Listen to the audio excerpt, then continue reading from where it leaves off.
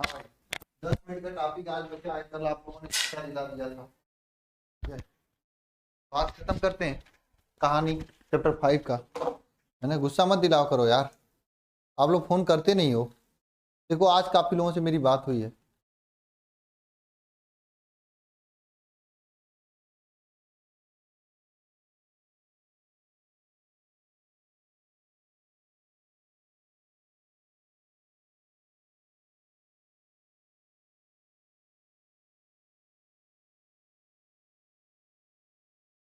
क्यों?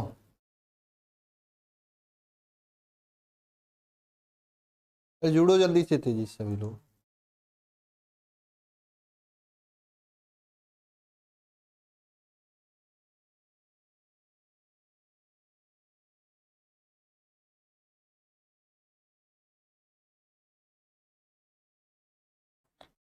आवाज आवाज सब चीजें सही से जा रही हैं एकदम बढ़िया से? कमेंट करके बताओ। सुमन यादव, सोनू यादव।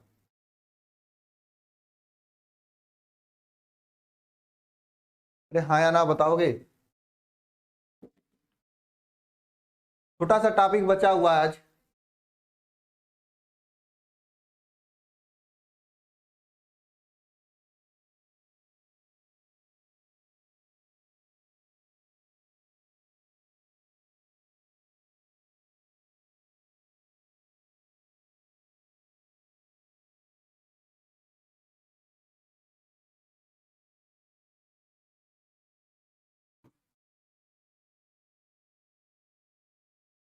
ये क्या खुल रहा है?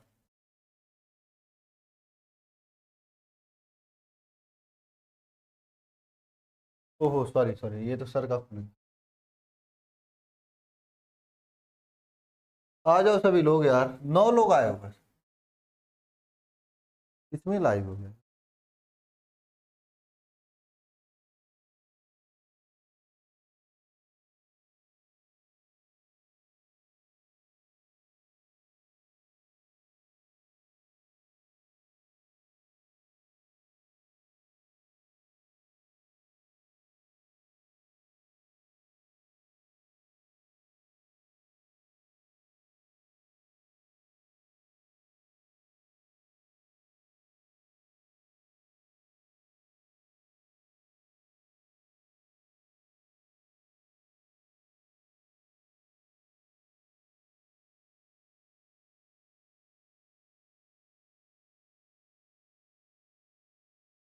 कहाँ चले गए? क्यों नहीं आ रहे हो आप लोग? नोटिफिकेशन नहीं आया है। अरे यार ऐसे तो।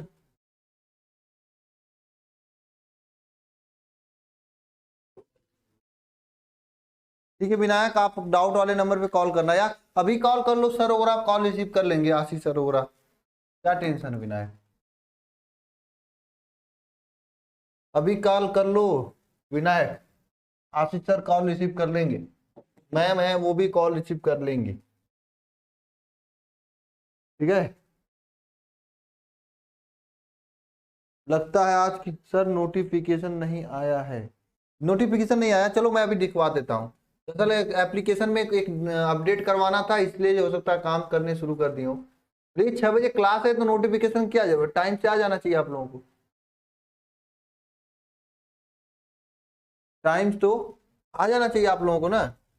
नोटिफिकेशन में फिर क्या जरूरत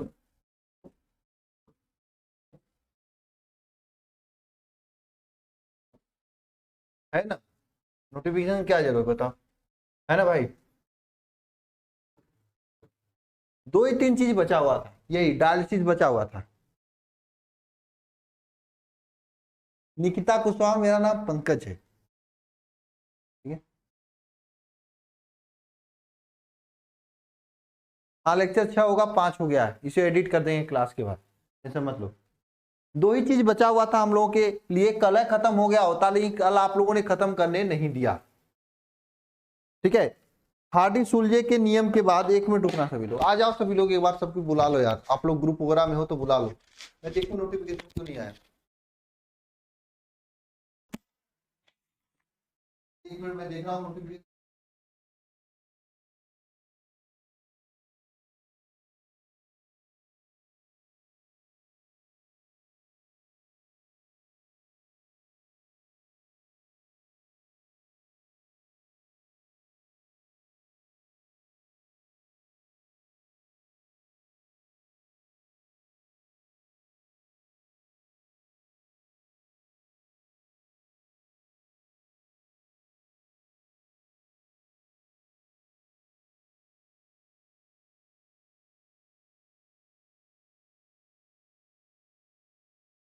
देखो मैं देख रहा हूँ नोटिफिकेशन सही में नहीं आया, तुम तो झूठ बोलते हो। हाँ यार नोटिफिकेशन नहीं आया, मैं अभी डाल देता हूँ ग्रुप में।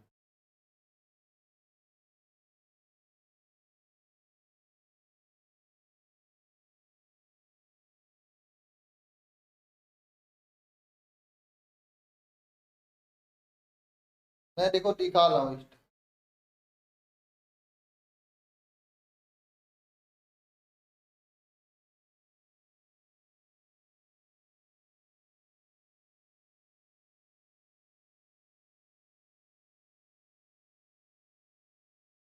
देखो मैंने व्हाट्सएप ग्रुप में डाल दिया है, सर मैंने अभी अभी क्लास स्टार्ट किया है, नोटिफिकेशन किसी को नहीं गया है।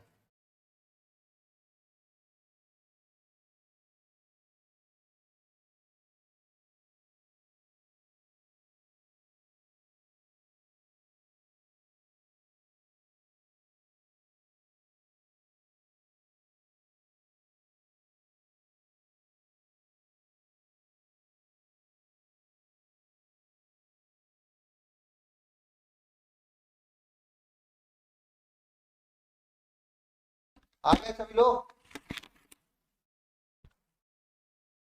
चलो, अरे आ जाओ तभी क्लासवा स्टार्ट करेंगे ना, 5-10 मिनट में तो क्लासवा खत्म हो जाएगा।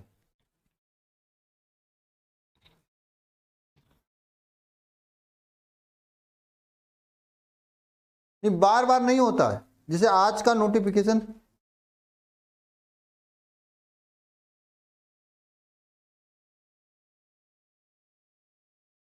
जो नोटिफिकेशन, ये देखो, ये देखो नोटिफिकेशन पूरा दिखा रहा है किसका किसका नोटिफिकेशन गया था, लेकिन इस क्लास का नोटिफिकेशन नहीं गया। ठीक है, वैसे नोटिफिकेशन दिखाता है, इस क्लास का नोटिफिकेशन नहीं गया है, आ गया है।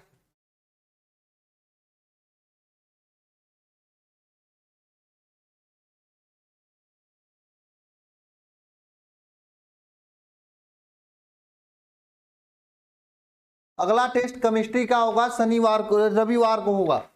आज बृहस्पतिवार है तो कल शुक्रवार होगा।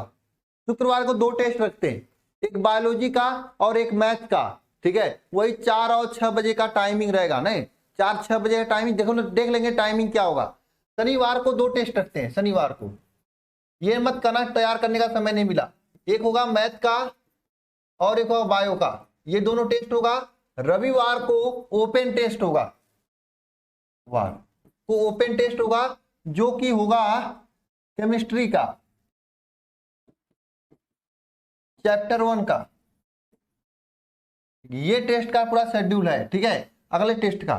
ठीक है, ये 3 टेस्ट अगले दिन में है, यानी कल शुक्रवार को हम आपको टेस्ट नहीं ले रहा हूं ताकि आप लोग तैयारी कर लेना।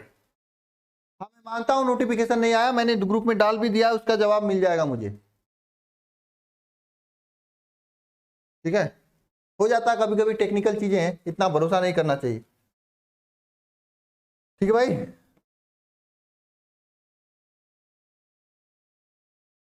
चलो स्टार्ट करते हैं क्लास आज की। आ गए सभी लोग? चैप्टर 2 का होगा मैथ में, देखो मैथ में होगा, मैथ चैप्टर 1 का होगा, और बायो बायो चैप्टर 2 का होगा, और केमिस्ट्री चैप्टर 1 का होगा। ठीक है, ये टेस्ट का प्लानिंग है। ये आपका शनि रविवार को शाम को 6 बजे फिक्स है। ये दोनों का टाइमिंग मैं कल बता दूंगा, कल कल या परसों सुबह तक बता दूंगा, आप लोग तैयारी कर लेना। हाँ, संडे को चैप्टर 7, यानी जिसका नाम है आपका वो पी ब्लॉक को कंप्लीट करने का प्लानिंग है। ठीक है, प्लानिंग है, अभी देखते हैं कितना हो जाता है, कंप्लीट तो कर ही देना है।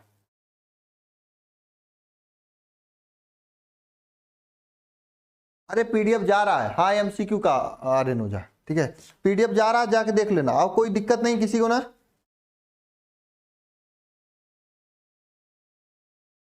चलिए, अब हम लोग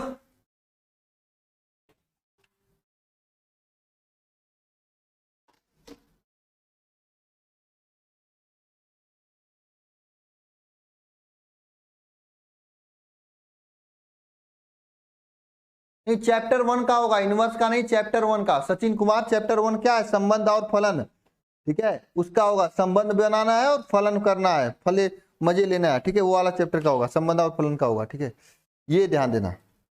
हाँ जी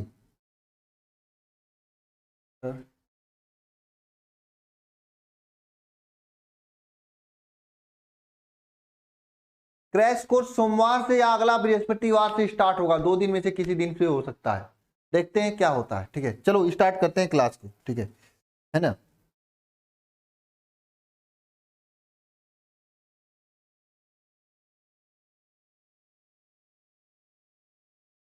अरे जाके देखो, अभी मैंने पीडीएफ अपलोड किया है, मिल जाएगा पीडीएफ, अभी मैंने अपलोड किया है।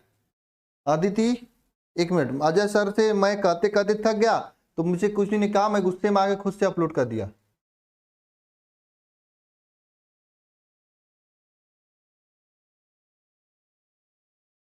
इधर देखो, मैंने अपलोड किया यार, देख लो। इनऑर्गेनिक केमिस्ट्री में देखो, ये लेक्चर नंबर 9 का पीडीएफ ये अपलोड है, कल जो सर ने पढ़ाया था, ठीक है, जाके देख लेना।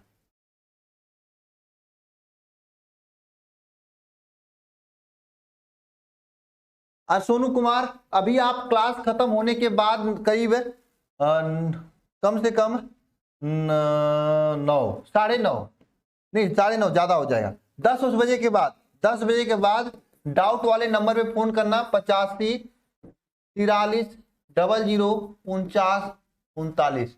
देखो, तैयारी करने का स्ट्रेटजी सबका अलग हो सकता है, एक ही स्ट्रेटजी सब लोग नहीं करेंगे ना, तो इस नंबर पे कॉल करना, आपको बता दिया जाएगा, ठीक है। कल अरविंद से बात हुई थी, आज दिन में काव्या मौर्य से बात हुई मेरी, ठीक है, काफी लोगों से बात हुआ है। चलो स्टार्ट करते हैं, हो गया बहुत बात, ठीक है। अब देखो,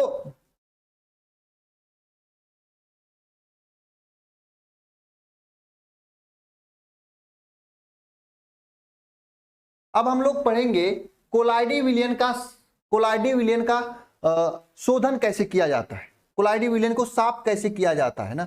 अगर कोलाइडी विलयन में कुछ मिल गया तो उसे साफ कैसे करेंगे, कौन सी विधि है जिसके जरिए हम उसे साफ करेंगे। तो ध्यान देना, कोलाइडी विलयन के शोधन का सबसे महत्वपूर्ण विधि अपोहन विधि, जिसे आप लोग इंग्लिश में डायलिसिस करते हो, डायलिसिस नाम से सभी लोग इसे जानते होंगे, क्योंकि डायलिसिस जब किसी का किडनी खराब होता है तो उसका क्या होता है, डायलिसिस होता है। तो डायलिसिस विधि द्वारा हम लोग उसका शोधन करते हैं।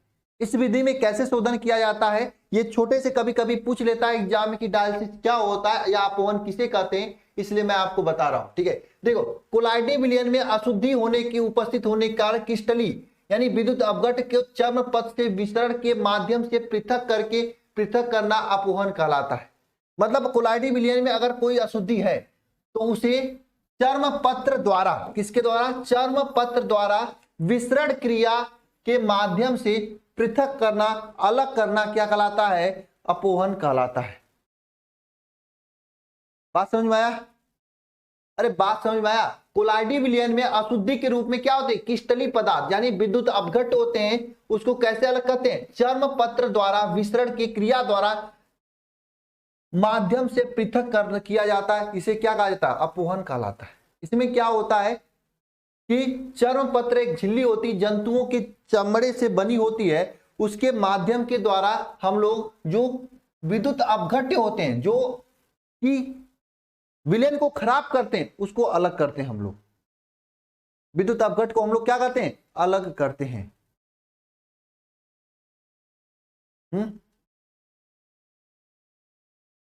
समझे?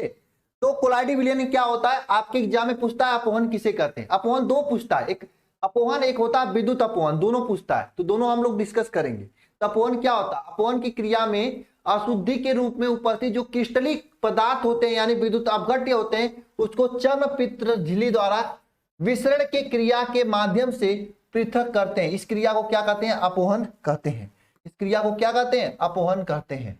मतलब चर्म पत्र झिल्ली में रख देते हैं, उसे पानी में डुबो देते हैं। चर्म पत्र झिल्ली में रख देते हैं, उसे पानी से डुबो देते हैं। जब पानी में डुबोते हैं तो क्या होता है, इसमें से गंदगियां जो होती है बाहर, गंदगियां जो जो जो चर्म पत्र झिल्ली, अच्छा जरा बताओ, चर्म पत्र झिल्ली से कोलाइडी विलयन बाहर निकल जाता है कि रह जाता है, बताओ जरा। मैंने तो लिखवाया था परिभाषा में। मैंने आपको परिभाषा में लिखा था चर्मपत्र झिल्ली, चर्मपत्र झिल्ली, झिल्ली से कोलाइडी विलयन, कौन? कोलाइडी विलयन बाहर नहीं निकलता है, नहीं निकलता है। ऐसा बात लिखवाता कि नहीं लिखवाता मैंने आपको ना? बाहर नहीं निकलता। तो हम लोग क्या करते हैं, जो विलयन होता है उसको भरकर इसमें इस एक थैली में, देखो ये थैली में भरकर क्या करते हैं, ये फिगर बनाना होगा एग्जाम में जब पूछेगा तो आपको, ठीक है। थैली में भरकर क्या एक डब्बे में डाल देते हैं। तो इसमें से जो कोलाइडी, शुद्ध कोलाइड होते हैं वो यहीं पे रह जाते हैं, बाकी जो गंदगियां होती हैं बाहर निकल जाती हैं। तो यहाँ पे लिखा है इस विधि द्वारा इस तथ्य पर आधारित कोलाइडी विलयन जंतु यानी चर्मपत्र झिल्ली से गुजर नहीं पाता, जबकि विद्युत अपघटन गुजर जाते हैं और अब इस तरह से शुद्धता हो जाती है ना। चर्मपत्र झिल्ली के माध्यम से कोलाइडी विलयन गुजरता नहीं है, जबकि विद्युत अपघटन गुजर जाते हैं। इस तरह से वो समान हो जाता है, साफ हो जाता है। आया बात समझ में? फिर से समझ लेना सभी लोग। अपोहन यानी डायलिसिस, इसमें क्या कहा जाता है, कोलाइडी विलयन जिसमें अशुद्धि के रूप में कई क्रिस्टलीय पदार्थ भरे होते हैं, ऐसे पदार्थ को एक चर्मपत्र झिल्ली में डाल दिया जाता है। वहां से विसरण की क्रिया के माध्यम से क्या होता है, जो अशुद्धियां होती हैं इस चर्मपत्र झिल्ली से तो बाहर निकल जाती हैं, लेकिन जो अशुद्धियां नहीं होती हैं वो इसी के अंदर कोलाइडी पदार्थ रह जाता है। आ गया समझ में आप लोगों को?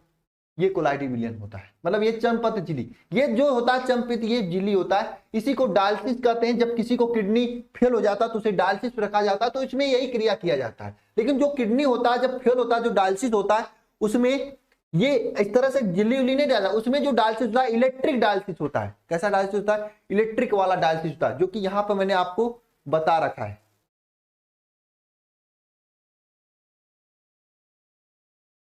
यहाँ पे ये इलेक्ट्रिक डायलिसिस के बारे में मैंने आपको बता रखा है, इलेक्ट्रिक डायलिसिस कैसे होता है, फिगर भी है। कभी कभी एग्जाम में विद्युत अपवहन पूछ देता है सीधे सीधे, विद्युत अपवहन क्या होता है। तो अगर एग्जाम में सीधे सीधे पूछे तो आपको सीधे सीधे जवाब देना है, थोड़ा सा टेढ़े होके जवाब मत देना, टाइट होके सीधे सीधे जवाब देना कि विद्युत अपवहन की प्रक्रिया में क्या होता है। ये जो डायलिसिस होता है ये वैद्युत क्षेत्र में किया जाता है। कहां पे होता है? ये वैद्युत क्षेत्र का प्रयोग किया जाता है इसमें। इस प्रक्रम में क्या होता है, विद्युत मतलब देखो, अगर विद्युत अपवहन के प्रक्रम में तीव्र कराना चाहे तो विद्युत क्षेत्र का प्रयोग किया जाता है। इस प्रक्रिया को विद्युत अपवहन कहा जाता है। अगर आपको देखो भाई, सीधी सी बात है, आप अगर कोई आदमी स्ट्रेचर पे लटका हुआ है, लेटा हुआ है, उसको बचाना है तो झिल्ली को डाल के पानी में थोड़ी निकालेंगे, नहीं ना, तो वहां पे विद्युत डायलिसिस का यूज करेंगे। अगर अपवहन की प्रक्रिया, डायलिसिस की प्रक्रिया तेज करानी होती है तो हम लोग विद्युत डायलिसिस का प्रयोग करते हैं ना। विद्युत अपवहन की क्रिया में हम लोग क्या करते हैं, कम समय में कोलाइडी विलयन शुद्ध अवस्था प्राप्त करना संभव है, क्योंकि विद्युत धारा प्रवाहित करने पे आयनिक अशुद्धियां तीव्रता से विपरीत इलेक्ट्रोड पर जाकर गमन करने लगती है और वहां पर अशुद्धियां जो है बाहर निकल जाती है। इसमें क्या कौन से अशुद्धियां, एल्कोहल, शक्कर आदि की पृथक करना तीव्र नहीं किया जा सकता, लेकिन विद्युत प्रभावित कर सकता है इसे, समझे? बताओ। तो सीधी सी बात है, वैद्युत डायलिसिस में क्या करते हैं हम लोग, कब यूज करते हैं, जब हमें अपवहन की प्रक्रिया तेज करानी होती है तो हम लोग क्या करते हैं, जब विद्युत डायलिसिस को अपवहन की प्रक्रिया हमें तेज करानी होती है तो हम लोग वैद्युत डायलिसिस का प्रयोग करते हैं। क्योंकि इसमें क्या होता है, विद्युत धारा प्रवाहित करने पर जो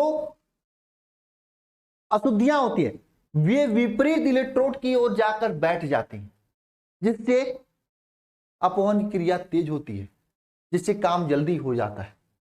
बात समझ में आई? जैसे यहाँ पे ध्यान देना सभी लोग, देखिए देखो यहाँ पे एक इलेक्ट्रोड है, दूसरा इलेक्ट्रोड यहाँ पे, तो जो अशुद्धियां होंगी जाके इस इलेक्ट्रोड पर जाके आके बैठ जाएंगी, ये अशुद्धियां क्या इस इलेक्ट्रोड पे जाके आके बैठ जाएंगी, तो इस तरह से अपवहन की क्रिया तेज हो जाती है, जल्दी से अपवहित हो जाता है। 4 नंबर में पूछा जाए, 3 नंबर में पूछा जाए, चाहे 1 नंबर में पूछा जाए, आप इतना ही लिखेंगे, इससे ज्यादा कुछ नहीं लिखेंगे। फिगर कोशिश करके बना लेंगे, आसान है फिगर बनाना। एक डब्बा बनाना है इस तरह से, ये वाला फिगर, एक डब्बा बनाना है, ऐसे डब्बा बनाना है आपको ना। इस डब्बे में आपको लटका देना है एक बोतल इस तरह से करके, ठीक है। और फिगर जरूर बनाना, भले ही कुछ लिखना चाहें। बोतल के अग्रभाग को इस तरह से कर देते हैं, इसमें प्लस माइनस इस तरह से दोनों रख देते हैं, ठीक है। इसमें दो इलेक्ट्रोड डालते हैं, ये दोनों इलेक्ट्रोड डालते हैं, इलेक्ट्रोड, ठीक है। होता क्या है इसमें, इलेक्ट्रोड डालते हैं तो जो विपरीत आयन वाली अशुद्धियां होती हैं जाके एक दूसरे पे बैठ जाती हैं।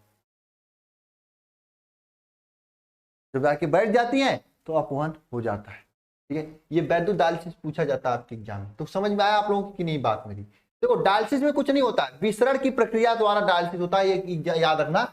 इसमें क्या होता है, सीधी सी बात है, कोई पदार्थ रखते हैं तो उसमें से अशुद्धियां बाहर निकल जाती है, लेकिन कोलाइडी विलयन बाहर नहीं निकलता, क्योंकि आप लोग जानते हो कि चर्म पत्र झिल्ली से कभी भी कोलाइडी विलयन बाहर नहीं निकलता। आपको स्टार्टिंग में ही बताया था। तो चर्म पत्र झिल्ली का यूज करके हम लोग डायलिसिस करते हैं। फिर से समझना, यहाँ पे पूरी चीजों को लिखा गया है, आप इसे याद कर सकते हैं, पढ़ सकते हैं, समझ सकते हैं। लिखा गया है कि कोलाइडी विलयन में अशुद्धियों को रूप में अर्क्रिस्टलीय पदार्थ जैसे विद्युत अपघट्य होते हैं, तो चर्म पत्र झिल्ली से विसरण क्रिया माध्यम से पृथक हम लोग करते हैं। करने की प्रक्रम को हम लोग क्या कहते हैं, विसरण क्रिया माध्यम से हम लोग पृथक करने की क्रिया को हम लोग क्या कहते हैं, अपवहन कहते हैं। इस विधि में हम लोग, इस विधि जो आधारित है कोलाइडी जो होता है जंतु पत्र यानी चर्म पत्र झिल्ली का यूज करते हैं, ताकि इसमें से जो गंदगियां बाहर निकल जाए, लेकिन कोलाइडी विलयन बाहर नहीं निकल जाए। क्या क्या आप लोग जानते हो, चर्म पत्र झिल्ली से गंदगियां ही बाहर निकलती हैं, कोलाइडी विलयन बाहर नहीं निकलता है। देखो फिगर अगर आपको बनाना हो तो सीधे एक बल्टी बना देना, बल्टी कपड़ा धोने वाला, और इसमें एक ऐसे करके लटका देना, ठीक है। मुझे भी फिगर उगर बनाने बहुत कम आता है ना।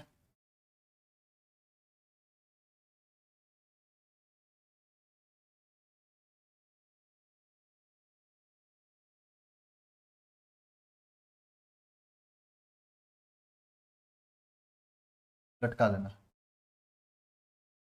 इस तरह से लटका देना और इसमें भर देना, ठीक है। हो गया फिगर। क्या दिक्कत है मैं यार, अपने हैंड से बना लो। अरे यार कोई जरूरी नहीं किताब में जैसे दिया है वैसे ही फिगर बना दूंगा। यहाँ पर ये चैप्टर आपका खत्म हो जाता है। कभी कभी पूछा जाता है कि डायलिसिस का यूज कहाँ, अरे सॉरी, इसका यूज कहाँ पे किया जाता है, किसका यूज सर, इसी का। अब विद्युत कोलाइडी विलयन या कोलाइडी पदार्थ का यूज कहाँ पे किया जाता है ना। तो यूज कहाँ कहाँ पे किया जाता है। पहली बात, यूज जो होता है, यह यूज आपको जो नंबर 1 यूज लिखना, कई यूज लिखा देता हूं।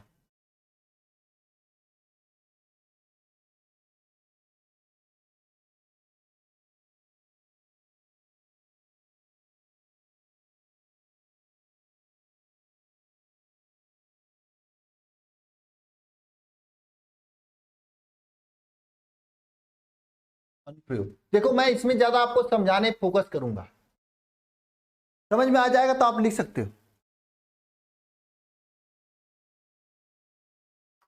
समझाने पे फोकस करता हूं मैं, ठीक है।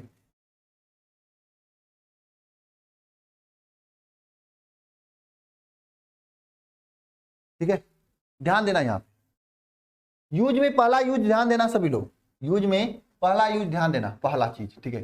पहला चीज, नदियों द्वारा डेल्टा बनाना पूछा जाता है, नदियों द्वारा डेल्टा बनाना, नदियों द्वारा डेल्टा का बनाना।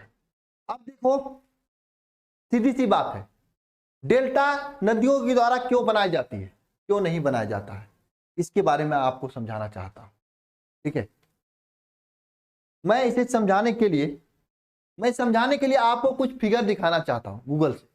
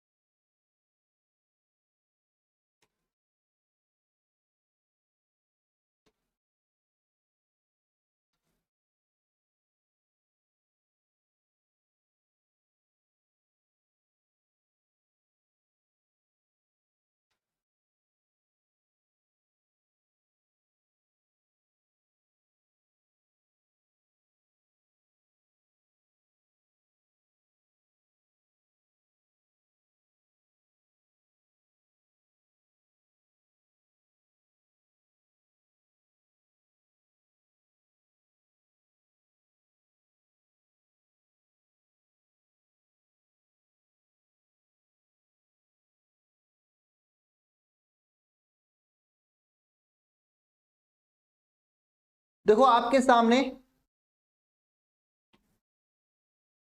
ये डेल्टा बनाया गया। जब नदियां क्या होती है, समुद्र में मिलती हैं, कभी भी नदियां क्या होती हैं, समुद्र में मिलती हैं, तो वहां पर इधर जो होता है, इधर इधर कहीं पे किनारे पे, यहां पे देख रहे हो क्या होती, कुछ मिट्टियां बैठ जाती हैं। तो ये मिट्टियां बैठना ही क्या कहा जाता है, नदियों का डेल्टा कहा जाता है। और सबसे बड़ा डेल्टा सुंदरवन का डेल्टा है, आप लोग जानते होंगे, जो कि बंगाल में है ना, जहां पे मतलब डेल्टा बनती। तो डेल्टा बनता है ये भी कोलाइडी विलयन के थ्रू ही बनता है। कोलाइडी विलयन का एक अनुप्रयोग है। कैसे अनुप्रयोग है, एग्जाम में पूछा भी जाता है, हम आपको बता देते हैं। इसमें डेल्टा की प्रक्रिया में क्या होता है, नदियों के जल में मिट्टी और रेत के कोलाइड कल रहते हैं ना। नदी के जल में क्या होते हैं, नदी के जल में मिट्टी और मिट्टी तेरे नाम, ठीक है, तथा जल, मिट्टी तथा मिट्टी तथा रेत के कोलाइडी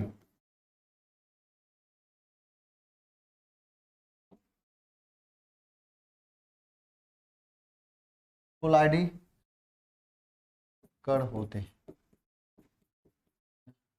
ठीक है, कोलाइडी कण होते हैं, जिन पर ऋणात्मक आवेश होता है,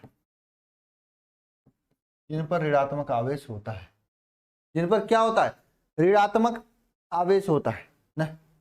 जबकि जब ये नदियां समुद्र में मिलती हैं, जब नदियां क्या होती, नदियां समुद्र में मिलती है, समुद्र से मिलती हैं, जब नदियां किससे मिलती हैं, समुद्र से मिलती है, तो समुद्र में कुछ धनात्मक आयन, समुद्र में क्या होते हैं, समुद्र मिलती हैं, तो समुद्र में कुछ क्या होते हैं, धनात्मक आयन होते हैं, जैसे मैग्नीशियम, सोडियम, ठीक है, ये सब समुद्र में, कैल्शियम भी होता है, हड्डी उड्डी टूट जाता है समुद्र की जान, तो ये होते हैं। जिससे क्या होता है, जिससे देखो ये नदी आई, ये इस तरह से नदी आई पानी लेकर, समुद्र ये रहा, ठीक है, ये जैसे नदी आई समुद्र में, यहाँ पे तो निगेटिव लेकर आई, ये समुद्र पॉजिटिव, यहाँ पे दोनों मिलकर एक दूसरे क्या हो जाएंगे, अस्कंदन हो जाएगा, दोनों मिलकर एक जगह बैठ जाएंगे ना, अस्कंदन हो जाता है। तो ये प्रक्रिया नदियों का डेल्टा बनना, ये प्रक्रिया क्या कहलाता है, कोलाइडी विलयन का अनुप्रयोग में आता है, ठीक है, जिससे इनका क्या हो जाता है, इनका अस्कंदन हो जाता है, इसका अस्कंदन हो जाता है, जिससे डेल्टा का निर्माण होता है,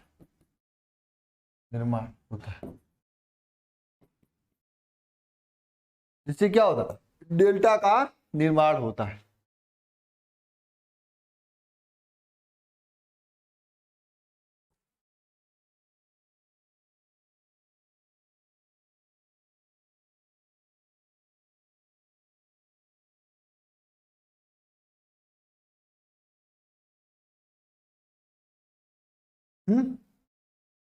ये डेल्टा का निर्माण नदियों पे होता है। इसी तरह से प्राकृतिक जो वर्षा कराई जाती है, आप लोग पता है कि वर्षा भी कराई जा सकती है, प्राकृतिक वर्षा भी कराई जा सकती है। तो प्राकृतिक वर्षा जैसे कराई जाती है ना, तो जब अप्राकृतिक वर्षा, यानी जब एक तो भगवान अपने मर्जी से बरसते हैं, कभी कभी इंसानों की मर्जी से भी, इंसान भी इतना खतरनाक है अपने मर्जी से भी भगवान को बरसा देते हैं।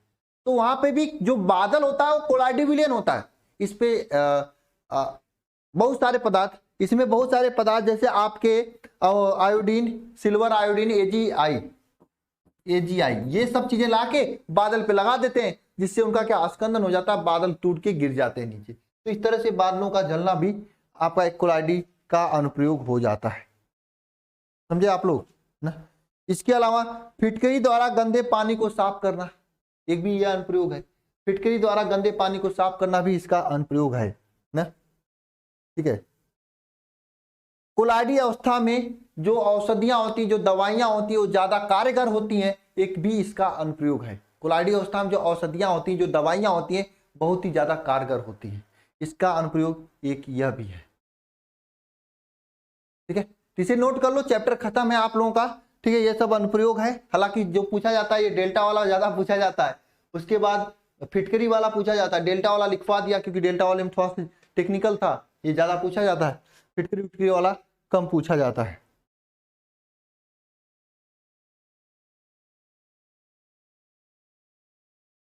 अच्छा, कभी कभी पूछा दवाइयां किस फार्म में होती है, तो कोलाइडी फार्म में होती है।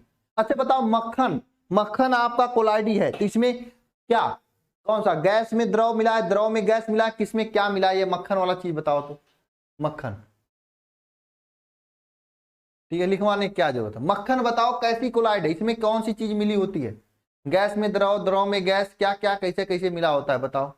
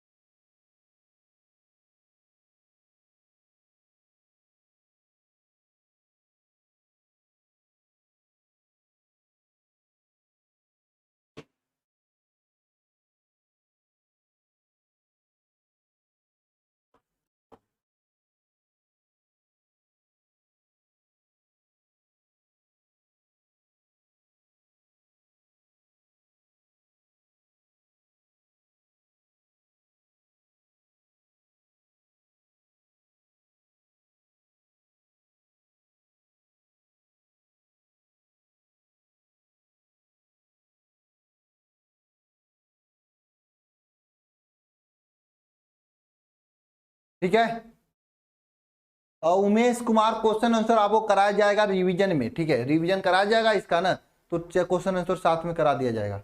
मक्खन खाने वाला, हाँ वो कोलाइडी विलेन होता है। द्रव में गैस, गैस में द्रव, खतरनाक आदमी हो यार, सब लोग झूठे झूठे गलत गलत बता रहे हो, इतना दिन से पढ़ाया हुआ सब नुकसान हुआ।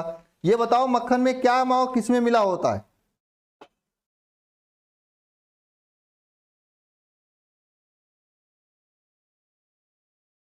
द्रव में ठोस मिला होता है, द्रव होता है, जेल होता है सर जी, जेल नहीं होता है। मक्खन द्रव, द्रव में ठोस मिला देते हैं तो मक्खन बन जाता है। द्रव में द्रव नहीं होता है, द्रव में द्रव तो पानी होता है, मतलब दूध होता है। ठीक है, हाँ द्रव में ठोस, अतुल यादव का सही जवाब है। ठीक है, तो इस तरह से ये छोटू सा चैप्टर, 5वां चैप्टर, जिसमें 2-2.5 घंटा लगना चाहिए था, इसे आप लोग मनमना समय लेकर खत्म करवाया है। ठीक है ना, और ये चैप्टर खत्म है। अब हम लोग नेक्स्ट चैप्टर पे चलेंगे। ठीक है,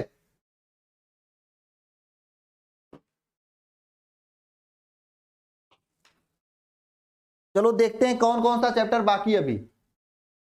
अभी देखा जाए तो आप लोगों का मैक्सिमम रूप से कौन कौन सा चैप्टर बाकी है। ऑर्गेनिक केमिस्ट्री, ऑर्गेनिक में आपका बाकी है नंबर 1 चीज बहुलक, नंबर 2 चीज दैनिक जीवन में रसायन।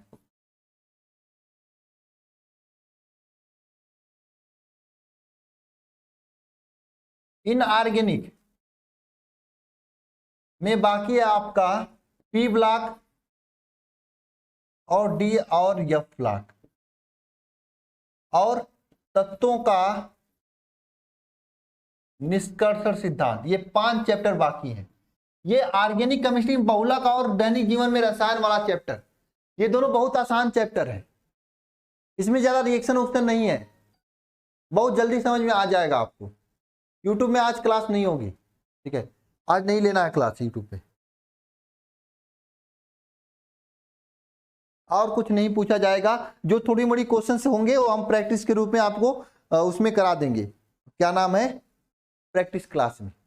ठीक है, मतलब रिवीजन वाले क्लास में। ठीक है, और कुछ नहीं पूछा जाएगा, जितना पढ़ा दिया गया उतना पढ़ लेना सभी लोग। हार्डी सुलजे का नियम, स्वर संख्या, पेप्टिकरण, विद्युतकरण संचलन, इस सभी चीजों पे ज्यादा ध्यान देना। हाँ, अगर देखा जाए तो जिनका यहाँ सिलेबस कटा हुआ, जैसे काफी बच्चे एमपी बोर्ड के हैं, तो उनको पी ब्लॉक भी ज्यादा नहीं पढ़ना, आधा पढ़ना है। और डी और एफ ब्लॉक केवल पढ़ना है, और ये दोनों उनको पढ़ना नहीं है, तो उनका सिलेबस खत्म हो चुका है। ठीक है, केवल डी और एफ खत्म हुआ तो उनका बात खत्म हो जाएगा। ठीक है, मतलब ये बात खत्म। यूपी बोर्ड वालों को ये पी ब्लॉक भी पढ़ना, डी और एफ भी पढ़ना है, तो इन दोनों को इतना पढ़ना है। ठीक है, बाकी बिहार वालों को ये भी पढ़ना है, एमपी राजस्थान वालों को ये सब पढ़ना है।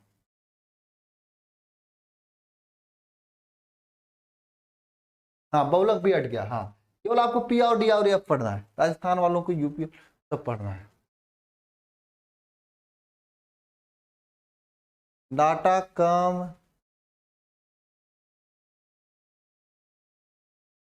हाँ हाँ वही तो बता रहा हूँ, मैंने तो बता दिया ना, राजस्थान वालों को बिहार वालों को पूरा पढ़ना है, और पूरा पढ़ाया भी जाएगा।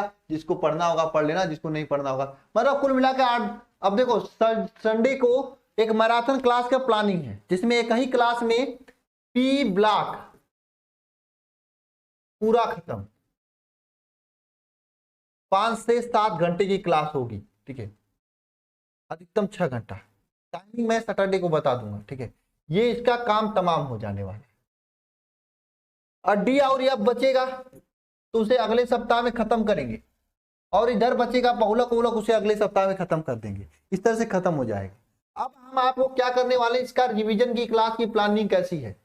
रिवीजन क्लास की प्लानिंग यह है कि सबसे पहले आपको पूरे चैप्टर्स, काफी लोगों के छमाही एग्जाम्स हैं, क्योंकि पढ़ा दिया गया है। अगर मैं रिवीजन चैप्टर वाइज कराऊंगा तो समय लगेगा, तो मैं पहले क्या करूंगा, सभी चैप्टर के question answer, objective, subjective, numerical reaction सब अपलोड करवा दूंगा, सभी चैप्टर।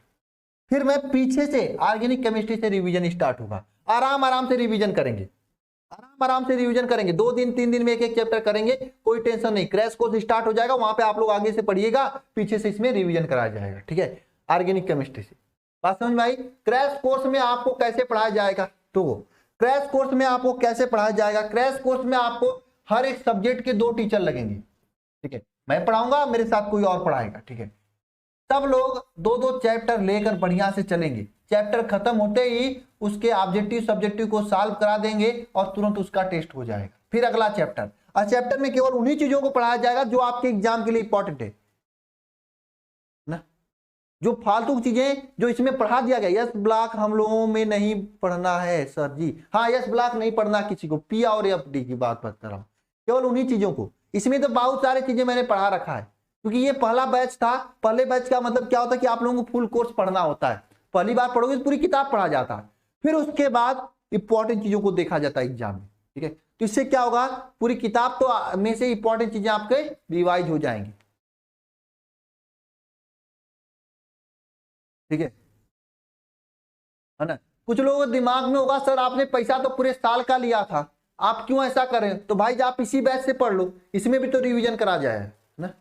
लेकिन आप अगर बढ़िया करना चाहते हो तो मात्र 699 मुझे नहीं लगता बहुत ज्यादा है, क्योंकि इतने तो आप लोग कपड़े, शर्ट, पैंट, और कुछ लोग तो पान गुटखा खाकर फरूद देते होंगे, कुछ लोग लड़कियों को उड़ा देते होंगे, मुझे पता है।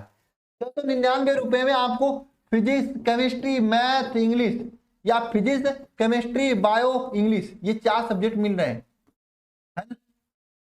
साथ में इन दोनों के साथ में आपको सौरभ सर द्वारा इंग्लिश स्पीकिंग का कोर्स मिल रहा है। क्या आप लोगे इतने में, बताओ कौन लेगा, कौन देगा इतने में। और वैसे भी अगर आप इस बैच में बस टेस्ट होगा तो समय बचेगा आपके पास क्लास करने के लिए। यस ब्लॉक कहां पूछा जाता है, सोनू कुमार कहां से हो। यस ब्लॉक नहीं पूछा जाता आपके बोर्ड में। सोनू एक बार सिलेबस उठा के देख लो, एनसीईआरटी में ही यस ब्लॉक नहीं है, पूछा भी नहीं जाता यस ब्लॉक, सिलेबस में नहीं है यस ब्लॉक, पी ब्लॉक ही है केवल। अरे सोनू को समझाओ। 699, ठीक है, तो आप लोग ज्वाइन कर लीजिएगा जितने लोग हैं, तो ये स्टार्ट हो जाएगा। मैथ खत्म हो चुका है, बायो खत्म हो चुका है, फिजिक्स खत्म हो चुका है। दुर्गा पूजा की छुट्टी बस इतना है कि दुर्गा पूजा के समय में आपका नेक्स्ट क्लास स्टार्ट नहीं होगा। इंग्लिश में इंग्लिश भी होगा, फिजिक्स, केमिस्ट्री, मैथ, इंग्लिश भी होगा, टेंशन मत लो। इंग्लिश थोड़ा लेट खत्म होगा, बाकी सब चीजें समय से खत्म हो जाएगा। ठीक है, ओके, ये सिस्टम है। बेस्ट से बेस्ट टीचर होंगे, और मैं आप सभी लोगों से कहना चाहूंगा कि आप लोग आईआईटी का एग्जाम दें, नीट का एग्जाम दें, अच्छी बात है, लेकिन साथ साथ में आप लोग एक यूनिवर्सिटी की एग्जाम होती है CUET, उसे जरूर देना आप लोग, common undergraduate test entrance exam जो होता है। सौरभा सर क्या पढ़ाते हैं कुछ समझ में नहीं आता है। सुमन पहली लड़की हो जो आप ऐसा करे कि मुझे कुछ समझ में नहीं आता है। 11th में है एस ब्लॉक, वही बात, 11th में है एस ब्लॉक, अभी तक सब लोग कहते हैं।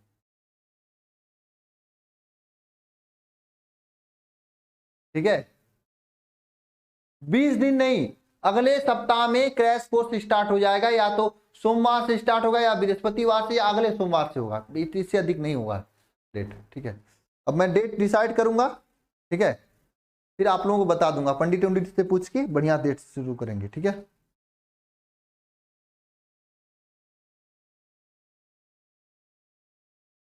ओके, जिसको भी कॉल करना है 10 बजे के बाद, ठीक है, 8543। अरे सागर, मैं तुम्हें कॉल करने वाला कल था, लेकिन किसी से बात करने के चक्कर में रह गया। 85430049 किसी का मतलब क्लास में ही कोई था, मतलब क्लास का कोई मतलब गलत मत समझ जाना। वो क्या नाम है, अरविंद से बात किया, अरविंद से पहले कौन था, शायद सोनू कोई था, सोनू के नाम से काफी सारे बच्चे हैं, सोनू केसरी है, सोनू कुमार है, सोनू यादव है, सोनू सिंह है, सोनू, मतलब 10-12 लड़के हैं, 15-20 लड़के होंगे सोनू के नाम, मैं कंफ्यूज रहता हूँ, बस सोनू केसरी का नाम सबसे अलग है। ठीक है, तो फोड़ के आओ एग्जाम आदित्य, क्या दिक्कत है, सब तो तैयार है आपका, तोड़ फोड़ के आओ, क्यों टेंशन लिए हो, है ना, सब तोड़ फोड़ के आओ एग्जाम में, सब तो तैयार ही है आपका।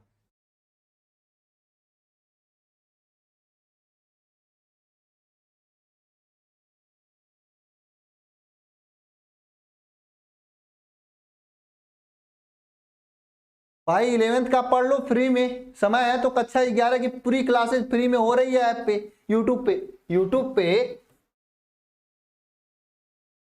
सर के द्वारा कक्षा 11 का पूरी क्लास फ्री में हो रही है, कर लो आके क्लास, पढ़ लो, समय है तो पढ़ लो भाई, है ना।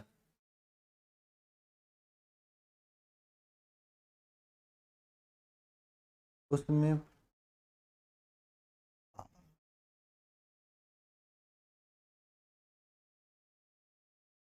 नहीं, क्यों नहीं अच्छा पढ़ाते निकिता को साथ, सब टीचर सेम पढ़ाएंगे, अच्छा पढ़ाएं, कोई दिक्कत नहीं। निकिता को साथ सब चीजें तो वही पढ़ाया जाएगा, सेम पढ़ाया जाएगा, इसमें क्या स्टार्ट से किया जाएगा, मतलब स्टार्टिंग से पढ़ाया जाएगा, चैप्टर 1 से पढ़ाया जाएगा आप लोगों को ना, इसमें पढ़ाया जा चुका है, उसमें फिर से पढ़ाया जाएगा आप लोगों को, क्रैश कोर्स स्टार्ट किया जाएगा। नहीं, दे देना सभी लोग।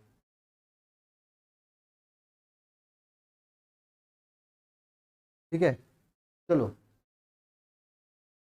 ठीक है, तो क्लास को एंड करते हैं, है ना, मिलते हैं नेक्स्ट क्लास में। ओके, और मैंने बताया था 3-3 कॉपी लाने के लिए यूट्यूब पे, तो 3-3 कॉपी लेकर आ जाओ सभी लोग, ले लियो ना 3-3 कॉपी।